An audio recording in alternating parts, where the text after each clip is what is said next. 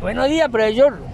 Ya de tarde, ¿a qué vienen ahora, queridos estudiantes? Hombre, profesor Reverendo Robinson, apreciado y querido profesor, lo que pasa es que hubo una inquietud mucho en esa materia que usted escribió llamado literofilosofía, que llega un momento en que usted dice que el presidente de Rusia y menciona a Lenin y menciona a esa gente, pero usted primero había mencionado a Putin. Bueno, sí, primero que todo el tema es diferente, pero si eso fue el enlace de la clase anterior, vamos a aclararle. Todos esos hombres, Trotsky, Lenin, todos esos grandes hombres del ayer, que tuvieron conflictos entre ellos mismos y se asesinaron entre ellos mismos, fueron presidentes de su partido, del buró supremo, del soviético y de los comités. Lo que sucede es que cuando aparece la perestroika, en época también que aparecen grandes políticos como Nikita Khrushchev, con la perestroika se abre un proceso que se llama el proceso presidencial en Rusia, y por eso tenemos Leonid Brezhnev, tenemos al otro, hasta que se llega, para poder entender hoy en día, a un Vladimir Putin. En ese sentido, la palabra presidente la hay hasta en las juntas comunales. Sí, profesor, eso es una inquietud. Y también otra cosa, profesor, que usted dice en un momento dado y que tres grandes dolores del hombre, que es el tema, y un placer, y uno placentero con una mosca. ¿Cómo así, profesor? Bueno, como siempre hemos estado analizando que los sueños se encuentran en muchos libros sagrados, tenemos que identificar los sueños dentro de la cuestión psicofísica y también dentro de los estudios analíticos de grandes pensadores, por ejemplo el caso de Sigmund Freud, el padre del psicoanálisis, y también los sueños que llaman sagrados, como los que tuvieron en la antigüedad un Daniel, por ejemplo, y los grandes profetas y gente que en aquella cultura de la antigüedad se le creía. Por eso es que cuando nosotros vemos que llegan tres personas religiosas, por ejemplo, unos mormones, uno habla y el otro también habla y dice, yo lo creo. Pero hay una tercera persona que están dudosa y pueden decir, hombre, yo no lo creo.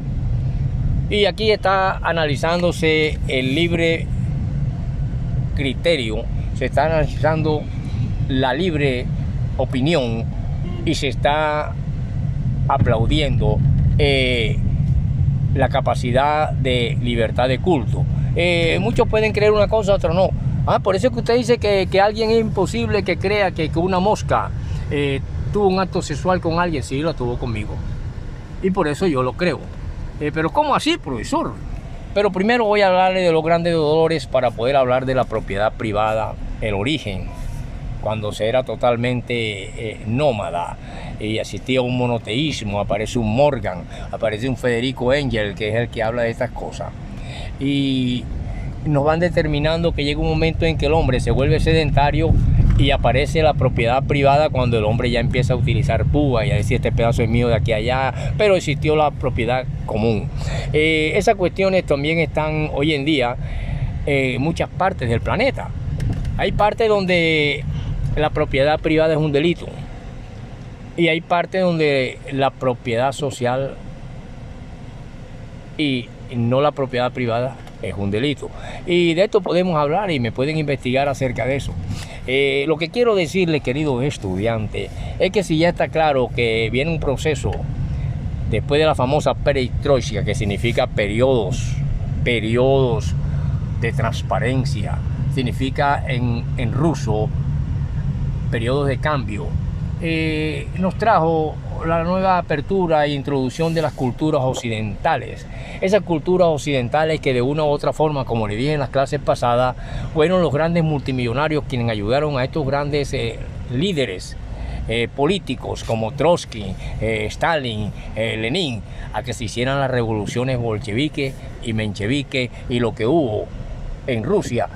Fueron los grandes millonarios de Occidente, entre esos Inglaterra, Holanda, Estados Unidos, etcétera, etcétera, para que ustedes vean que la cosa no es así nada más que por así. Hombre, profesor, nosotros no sabíamos eso, profesor. Bueno, segundo, sí es posible que existen y los hay, porque yo los he sentido. Por eso aparte psíquico, física del hombre que se llama la experiencia.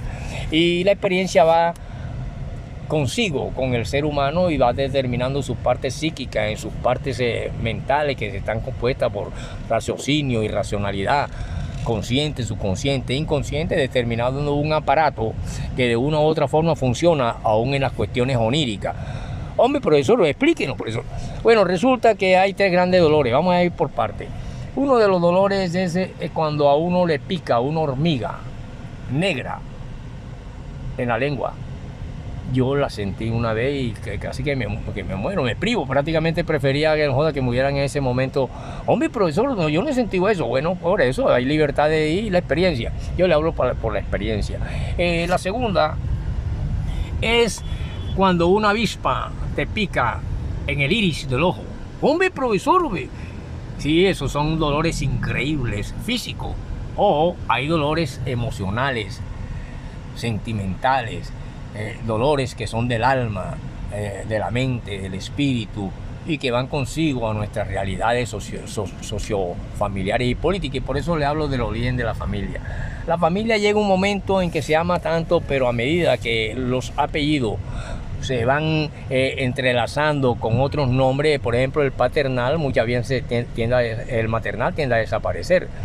El paternal llega un momento en que también toma por otra vía. Y llega un momento en que ya los nietos, los hijos, los bisnietos tienen su familia, sus propios nietos y bisnietos, entonces nada más quedan los recuerdos. Oye, ¿te acuerdas de aquel señor Otoniel, el padre de Robinson Ferreira? Aquel señor tan bueno y esas cosas. Y esas son sentimientos que todavía hacen que la familia se mantenga unida. Es el caso mío con mi primo Donaldo Pérez, Nora Pérez, mi tía Nicolasa, que es hermana por parte de madre de mi padre. Allá hay matriarcado y patriarcado. La patria paterna, que fue uno de los grandes errores de Sigmund Freud, cuando él decía que uno de estos estadios de la humanidad iba después del otro. Y no es así, porque se ha determinado y se ha descubierto y se han encontrado comunidades y genes en diferentes partes del mundo donde el patriarcado ya existía cuando existía el patriarcado en la cultura hebrea, por ejemplo, en el Asia Menor. Quiero que me vayan entendiendo. Sí, profesor, nosotros lo entendemos, profesor. Como usted, profesor, creador de la literofilosofía, que usted dice que uno de sus egos que le hacen que creer que usted para algo ha venido a esta tierra, nos hace preguntarle, profesor, entonces lo siguiente: ¿cómo es posible que una mosca que forma parte de algunos incluso insectos y voladores puede hacer el sexo, profesor? Bueno, primero le noté y le dije que había partes físico-psíquicas que tenían que ver con los sueños. Los sueños de Daniel, para los mismos hebreos, y el libro de Daniel es de poca credibilidad. Que un horno ardiente, que metiera un hombre, que tal, que los leones lo lamían. Para los mismos hebreos, eso se llaman libros agiógrafos, o sea, libros de muy poca credibilidad. Pero en la cultura occidental, y los que manosearon la Biblia y eso, los introdujeron como libros inspirados.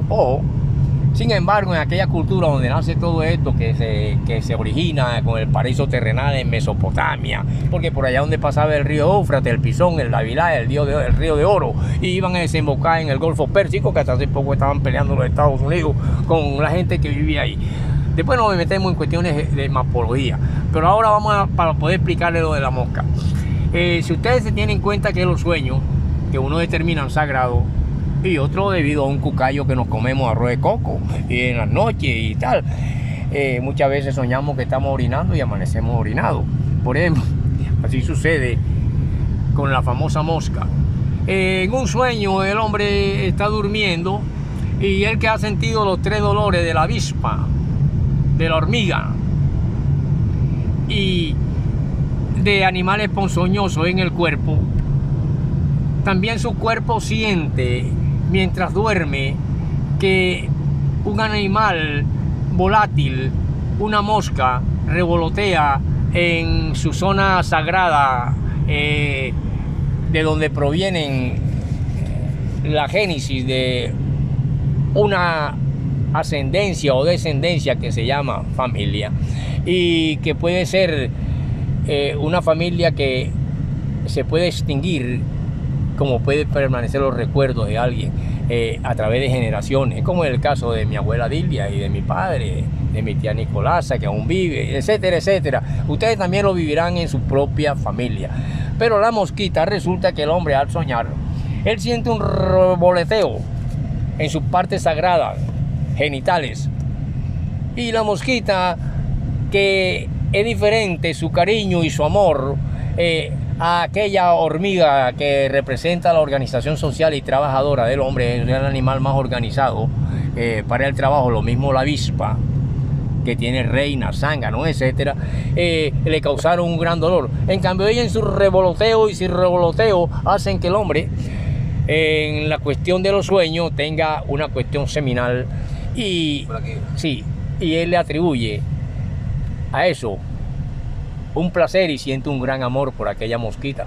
Pero como no se sabe si fue real o fue sueño, queda para los grandes psicoanalíticos y psicoanálisis y los grandes hombres de la psiquiatría y la psicología y la neuropsicología decir si esto es verdad, si puede suceder o no. Yo, como su profesor, solo le digo que desde Gorbachev nació la figura presidencial en Rusia, y por eso podemos entender hoy y tenemos un Putin, como tenemos un presidente en Estados Unidos, en Colombia, etcétera. Nació la figura allá en Euroasia con los rusos, que venían de unas dictaduras de seres de conocimiento histórico, social y político, y que en el momento dado tenían que hacer esa revolución porque habían nacido en Alemania una obra llamada El Capital, que descubre las relaciones de producción, los modos de producción, el de dónde viene la miseria de uno y la acumulación de riqueza de otro.